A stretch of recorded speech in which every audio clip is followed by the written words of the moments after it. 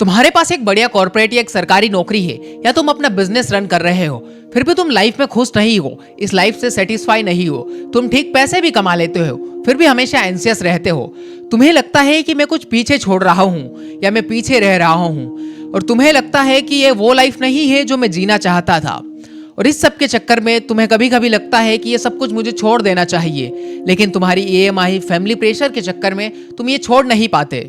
अच्छा पैसा मिल रहा है, तुम्हें प्रमोशन भी मिल रही है, तुम्हारी लिंक्डइन प्रोफाइल एनहेंस भी हो रही है, फिर भी तुम्हें रातों को नींद नहीं आती। तुम हमेशा एंजाइटी में रहते हो और तुम्हें लगता है कि ये वो लाइफ नहीं है जो मैं जीना चाहता था, या मेरी आइडियल लाइफ ऐसी तो नहीं होनी चाहिए। तुम कॉर्पोरेट और अपने बिजनेस ग्रोथ के जंजाल में फंस चुके हो और यहीं पर आती है स्पिरिचुअलिटी यानी फिलॉसफी। लेकिन तुम्हारे काम और प्रोजेक्ट्स के कारण तुम्हें स्पिरिचुअल प्रैक्टिस का समय ही नहीं मिलता। और यही सवाल है कि क्या तुम्हारा प्रमोशन, तुम्हारी कंपनी की ग्रोथ एक स्लो मोशन स्पिरिचुअल सुसाइड है?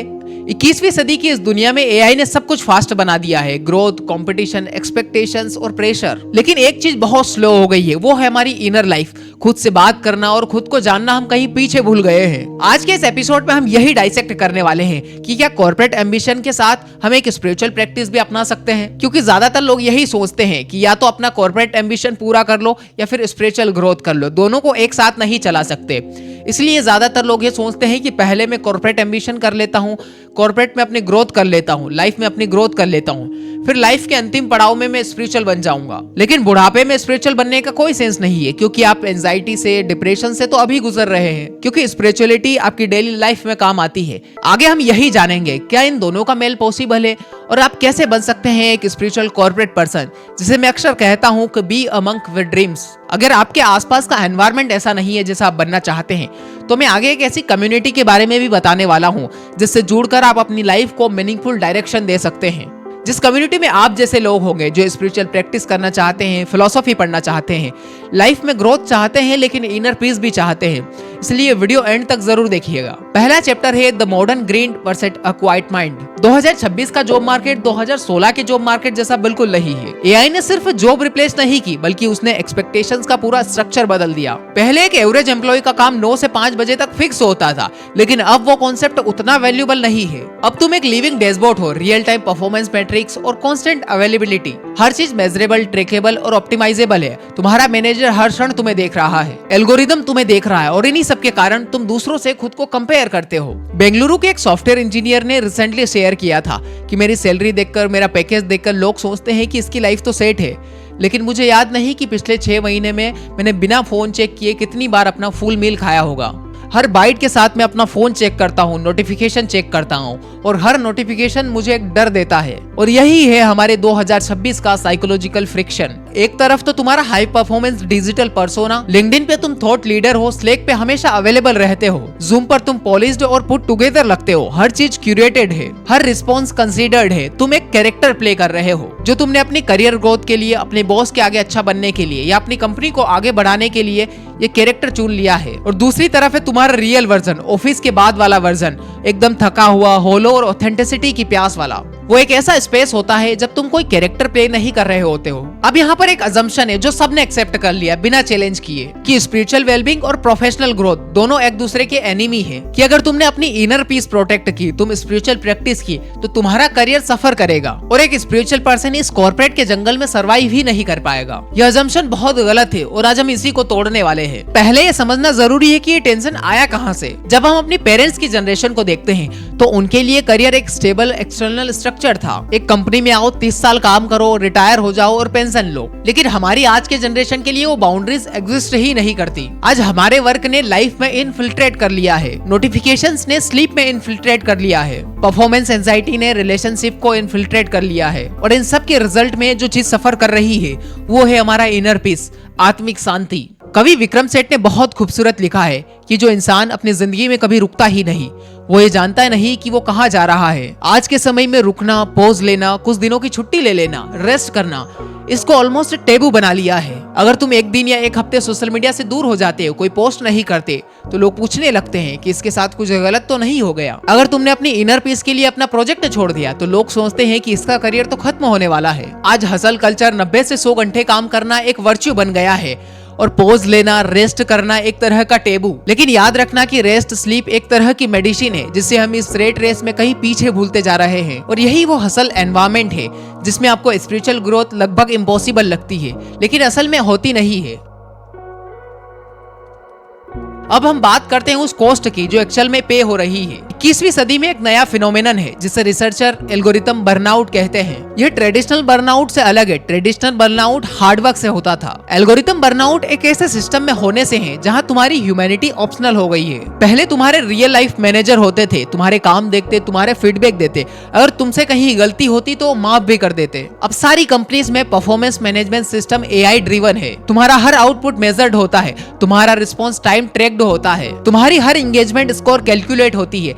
सिस्टम या एआई डिसाइड करता है कि तुम कितने एफिशिएंट हो, तुम कितने सही हो और कितने गलत हो। और इस एनवायरनमेंट में एक चीज धीरे धीरे मर रही है, वो है आपका लाइफ को लेकर आपका पर्पस, आपका मीनिंग। किसी भी साइकोलॉजिकल रिसर्च में बर्नआउट का सबसे कंसिस्टेंट प्रेडिक्टर ये नहीं कि तुम कितना काम करते हो, सबसे कंसिस्टेंट प्रेडिक्टर यह है कि तुम्हारा काम तुम्हारी वैल्यू से कितना डिस्कनेक्टेड है। एक डॉक्टर जो 80 घंटे काम करता है, उसे पता है कि वो लोगों की जिंदगियां बचा रहा है। अगर वो फ्रस्ट्रेटेड होगा फिर भी उसके अंदर रेजिलियंस होगी। वही एक एनालिस्ट है जो सिर्फ 40 घंटे काम करता है, क्वार्टरली नंबर्स मूव करता है, जिसका किसी के रियल लाइफ में कोई वैल्यू नहीं है, तब उसमें वो रेजिलियंस भी नहीं होती है। यहाँ पर बात घंटों की नहीं होनी चाहिए बल्कि मीनिंग की होनी चाहिए, वैल्यू की होनी चाहिए। और केपीआईज ने पर्सनल वैल्यू को रिप्लेस कर दिया है। अब कन्वर्सेशन में लोग आपके हालचाल नहीं पूछते हैं, आपकी इनर पीस के बारे में नहीं पूछते हैं, वो अब आपसे पूछते हैं व्हाट्स योर इम्पैक्ट मैट्रिक्स।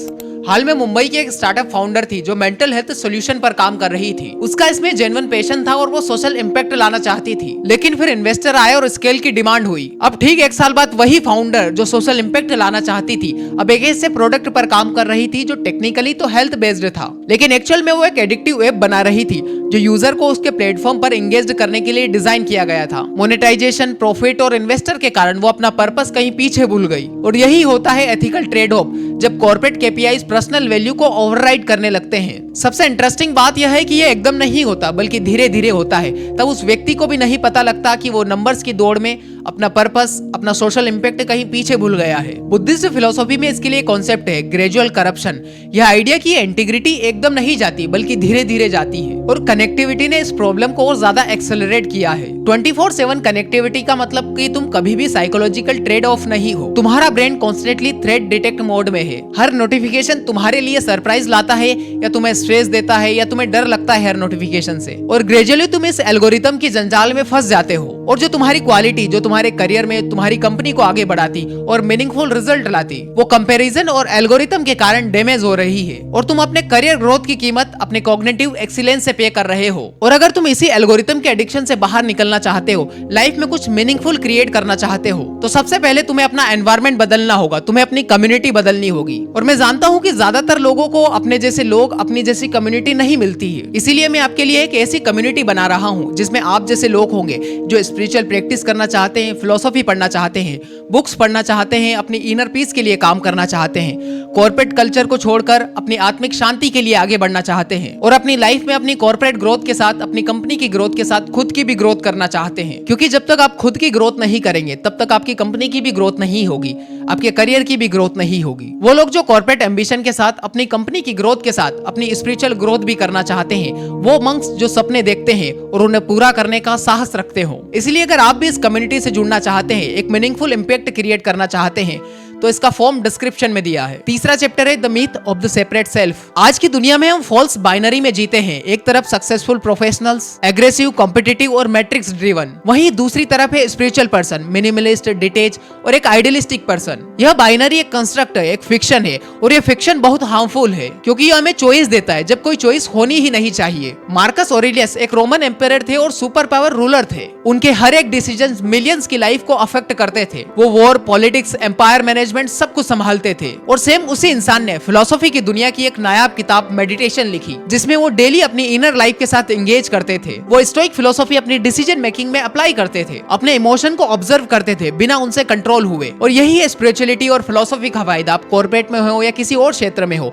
यह आपकी ग्रोथ में हेल्प करता है। और बुद्धिस्ट फिलोसॉफी में इसे मध्यम मार्ग कहा गया है। अगर आप बुद्धिस्ट फिलोसॉफी और मध्यम मार्ग को समझना चाहते हैं तो हमें कमेंट करें, हम इस पर विस्तार से वीडियो बनाने की कोशिश करेंगे। वहीं अगर हम आचार्य चाणक्य को देखें तो दुनिया के शानदार इकोनॉमिस्ट रहे और वही एक बेहतरीन फिलोसोफर भी। ऐसे ही गांधी और अब्राहम लिंकन भी। इन लोगों ने ये नहीं चुना कि या तो मैं सिर्फ स्पिरिचुअल रहूंगा या सिर्फ सक्सेसफुल रहूंगा। इन्होंने मध्यम मार्ग चुना और इसे ही आज हम कहते हैं इंटीग्रेटेड एक्सीलेंस, कि आप दुनिया की सबसे बड़ी कंपनी चलाकर भी एक स्पिरिचुअल पर्सन बन सकते हैं। स्टैनफोर्ड बिजनेस स्कूल 2024 की रिपोर्ट भी यही बताती है कि मोस्ट इफेक्टिव लीडर्स भी वही होते हैं जो इनर स्टेबिलिटी के साथ काम करते हैं, इनर कंट्रोल रखते हैं। चौथा चैप्टर है आर्किटेक्टिंग अ सोलफुल स्ट्रेटेजी। अभी हम करियर सक्सेस मेजर करते हैं एक्सटर्नल नंबर से, सैलरी, रेवेन्यू और टीम साइज से। इसमें कुछ गलत नहीं है, लेकिन अगर तुम्हारे सिर्फ यही सक्सेस के मैट्रिक्स से हैं, तो तुम एक इनकम्प्लीट पर्सन हो। दूसरा है एथिकल एम्बिशन। एथिकल एम्बिशन का मतलब यह नहीं कि करियर एम्बिशन छोड़ देना, मतलब यह है कि एम्बिशन को एक डायरेक्शन देना जो मीनिंगफुल हो। 2026 का जॉब मार्केट सिल्वर लाइनिंग है। मीनिंग ड्रिवन करियर के लिए जेन्युइनली अपॉर्चुनिटी क्रिएट कर रहा है। Climate tech, mental health technology, public health, social infra, इन सब में सीरियस टैलेंट की डिमांड है। क्योंकि मैंने पहले बताया कि अगर तुम कुछ मीनिंगफुल क्रिएट कर रहे हो जो आपके सिर्फ मोटिवेशन से नहीं बल्कि आपके रिजल्ट से, आपके परिणाम से दिख रहा हो, इसीलिए ऐसे प्रोजेक्ट चूज करो जो रियल वर्ल्ड प्रॉब्लम सॉल्व करते हो। ऐसे ऑर्गेनाइजेशन में काम करो जिनका पर्पस क्लियर हो। ऐसे क्लाइंट सर्व करो जिनका काम मीनिंगफुल हो। यह कोई चैरिटी नहीं है बल्कि करियर स्ट्रेटेजी है, जिसमें आप सिर्फ नंबर के पीछे नहीं भागेंगे